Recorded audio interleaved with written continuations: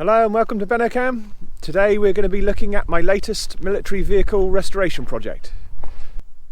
So we recently completed the Mark I Stalwart project and we've had that swimming. There's a video of that which I've got on YouTube. I'll put a link to that in the description section.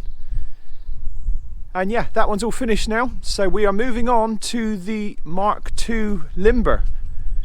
So this vehicle, this is a Mark II Stalwart. You can easily tell that by the windows. You can see how different the windows are. On the Mark IIs they put bigger windows for extra vision in the corners on the front and the sides. And yeah, this vehicle I actually bought from Mr. Hughes, who's got a load of really good restoration videos online. I expect an awful lot of you have seen his videos. If not, I'll also put a link to them in the comment section. And yeah, I bought this vehicle a while ago actually. It's just been sat here patiently waiting its turn. And this, as I said, is a Limber version. So this is the one with the Hiya on it, which was actually designed to go with the Abbott self-propelled gun over there to deliver fuel and ammunition. So I'll show you up and inside now. You can see what work needs to be done. Heading into the back of the vehicle, we will show you the engine. This has still got its original Rolls-Royce engine, so this is a straight 8 petrol. This is the Rolls-Royce B81, which is what it originally had. It's got a completely different setup to the fan pack compared to the Mark I. They've definitely improved that. That looks a lot more simple to change belts and things like that. Everything else looks fairly the same back here. The jet drives are actually different too. So they were actually made by Doughty on the Mark II. Not sure who made them on the Mark I, but they are totally different. The drive to them is different. And yeah, this engine still has its original air cleaners, which is good. So when I had this vehicle, it actually had a temporary jerry can arrangement for the fuel. I've actually slightly improved that for the minute with a boat outboard tank, just because it holds a little bit more fuel and it's a little bit easier to store. But the original fuel tank is down in here underneath the crane, and just like the Mark I, that's a huge fuel tank. We'll probably be taking that out at some point, giving it a good clean and maybe reuse. And this is the Atlas Hiya, which is quite a bit of kit really. It says here on all the different heights, all the different lengths away and what it'll be able to lift. So right in close, 1.8 meters, it can actually lift 3 ton right next to the vehicle, and even at full extension, 4 meters out, it can still lift 1,452 kilos. So quite a capable Hiya really. That's going to be very useful for doing bits and pieces around here, and we will be giving that a test later. And then these little things here are actually these are little fold down seats for the guys operating the Hiya, and that, so that's a bit different. The hull on this does need quite a lot of work. It's very common with these Stalwarts with this flat plate that water just sits on this plate and just rots it out. It's very, very common when you look at Stalwarts that have been parked outside for any length of time. They're all full of holes, just as this one. This one has got a lot of holes. It does need a lot of work. But it's not that hard to do. It's all just flat plate and just a case of cutting everything out and getting it welded up. This vehicle did have all its swim gear. If you haven't seen my Mark I swim video yet, I actually borrowed the linkage and these pieces which control the steering nozzles. I borrowed all that to go on my Mark I for the minute. So it did come with all that. I've just temporarily borrowed that for the moment. I'm not sure if I will get this one swimming, whether or not I need several swimming Stalwarts, I'm not sure, probably.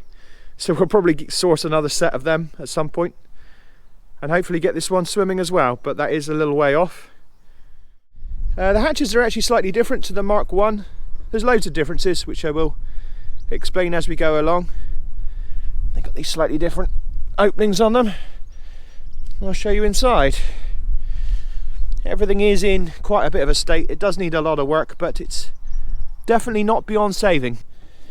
Heading inside, again, this is very, very different to the Mark I. So the dash is completely different. They completely redesigned the dash. It's got 3 seats as well, because it's a Limber, so it had some crew to help with the Hiya. It's got a passenger seat there to the left of the driver's seat, and then it also has one here to the right as well. So that's pretty cool, 3 seats. Just jump in to the steering position. And yeah, lots of other differences. With those extra windows, it's surprising how much extra vision you have actually. That was a good call by the designers to give a little bit more vision. So I'm going to show you now how we start it. We make sure it's in neutral.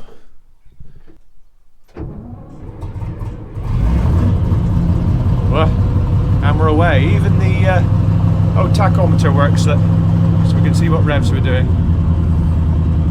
Not so sure about some of these other gauges, whether or not they work or not, but I'll show you the engine now while it's running.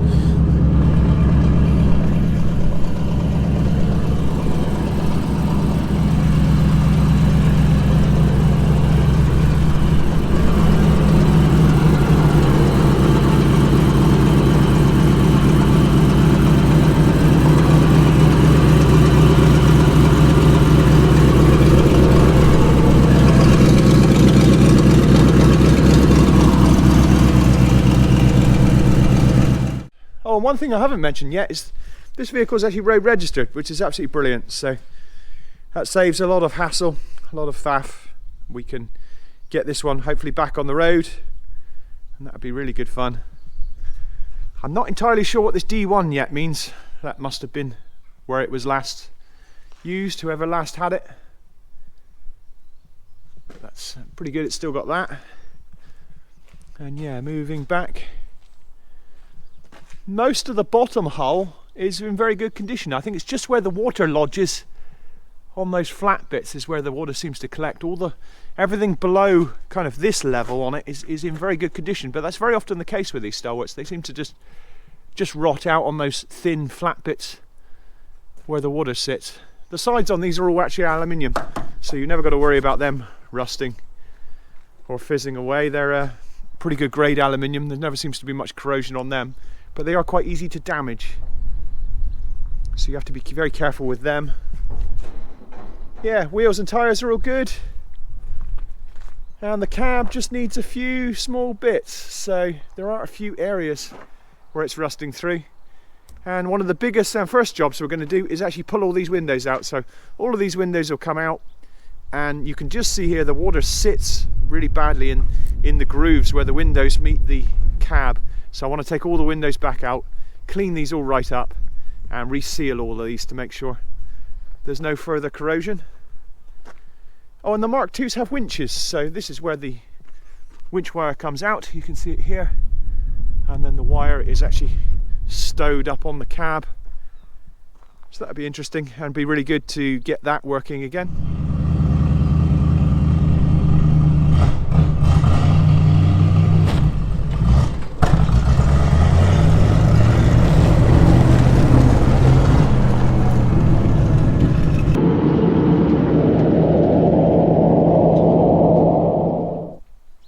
Right, that's it all blasted off now, all nice and clean, and we have removed a lot of the loose paint and all the mud, and we have blown a few more holes in it in various places, but it's not too bad. It's going to clean up quite nicely. It's good to know what we've got to do and what we've got to repair.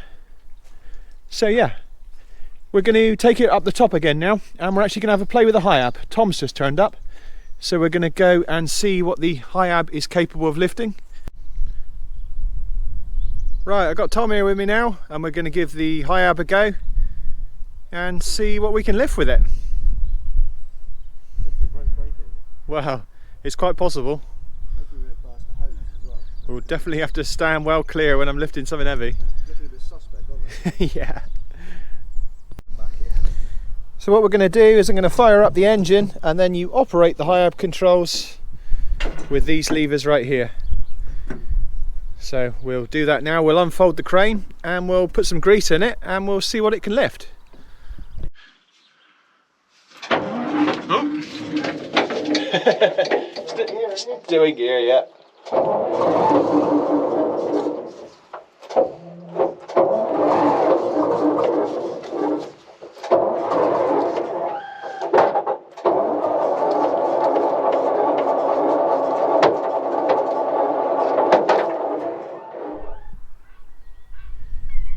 Right, we were going to give you a demonstration on the Hiya, but unfortunately that's as far as we got and the engine cut out and I don't seem to be able to get it started again, so unfortunately that's going to have to just wait there like that outside for a while now, because I also can't fit it back in the shed. But yeah, that's going to have to wait until we've got it running again, and hopefully we will be able to resume the demonstration of the Hiya. Okay, bit of an update for you on the Mark II restoration project, because I've got myself another engine. So this is a military spec Bedford 500 turbo engine. So this is a very similar engine to what I've already got in the Mark I, apart from this is a turbo one, so a bit more power. And you can see that it's already attached to the Stalwart gearbox. So that's absolutely fantastic, because it's got the converter plate here and the clutch and all the bits in it already for it to be able to fit straight in the Mark II. What we need to do now is we need to remove this gearbox and then make sure this engine runs. I'm going to try and start this engine. Hopefully it should start and run, and then we can get it fitted in the Mark II. This engine has been sat outside for quite a while, so hopefully it's still okay. The good thing about a diesel engine is that they are fairly well sealed up, so we're fairly hopeful to be able to revive this. Right, if I take this ring of bolts off right here, it should all just come apart.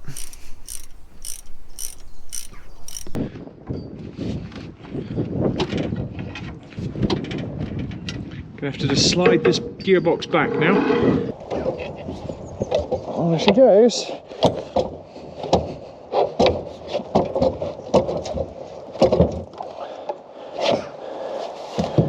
That's not looking too bad.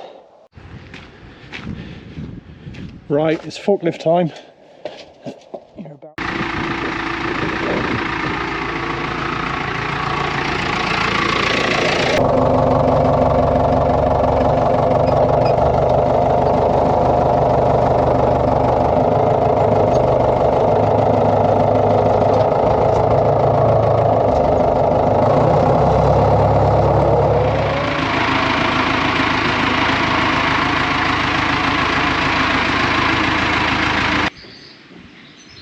Right, what we've done now is we've got the engine in the little workshop here, and as you can see I've got it ratchet strapped to a pallet, so hopefully it won't move too far.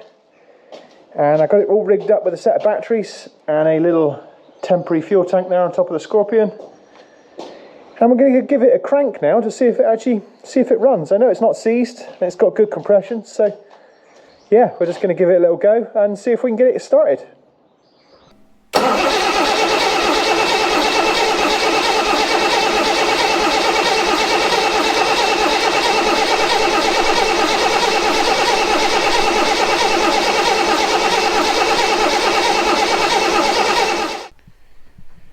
Well, I'm not having a lot of luck starting it, and I'm thinking that one of the reasons might be the cold start system on these. So on these Bedford engines, they don't really like starting cold without the cold start working. And on these engines, they have a very simple way of getting heat into them. They don't have glow plugs. They actually have these little burners. One's fitted here, and the second one is actually in place here. And these little things here, what they actually do is they use diesel and they actually light a little fire within this piece here. It's a very primitive way of getting heat into the engine, but it is actually quite effective. Now I've given both of these two a go and neither of them actually are working. So what I've done is I've stolen one off the other engine. I'm going to take the other one off in a minute. And I've got it here, you can see I've got it out in the out position at the moment. And I'm just going to touch the wire onto the battery terminal, onto the positive, and I'll show you what I mean by giving them some heat. You'll see exactly what I mean, how they work. Right, are you ready? I'll just reach down. You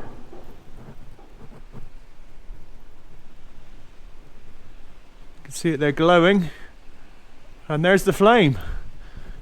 That is how you preheat an engine. Woo, look at that. Right.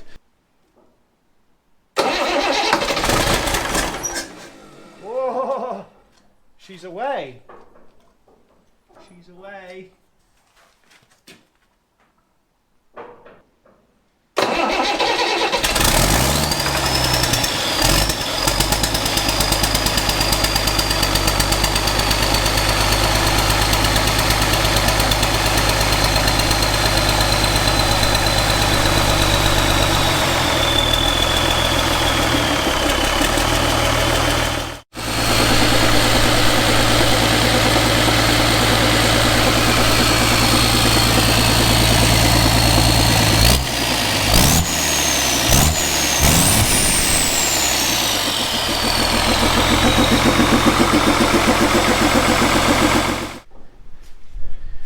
Right, we now have a running Bedford 500 turbo engine. So in the next video, I'm going to be sticking this in the Mark II and hopefully getting it all working. So I'm probably going to end this one here. This is just part one of the Stalwart Mark II restoration videos. And yeah, as I say, in the next one, I'm also going to be getting this all cosmetically restored. So this whole vehicle, I'm going to be sandblasting, getting it all back to bare metal. Got to take all these windows out. There's quite a lot of work to do. I'm going to be showing you how I restore this whole vehicle, get it looking really, really nice. And then, as I say, we're going to be putting that running engine in, hopefully giving it a drive and showing you how the crane works. So yeah, don't forget to subscribe. And thank you for watching. And we will catch you again soon for more military vehicle restorations.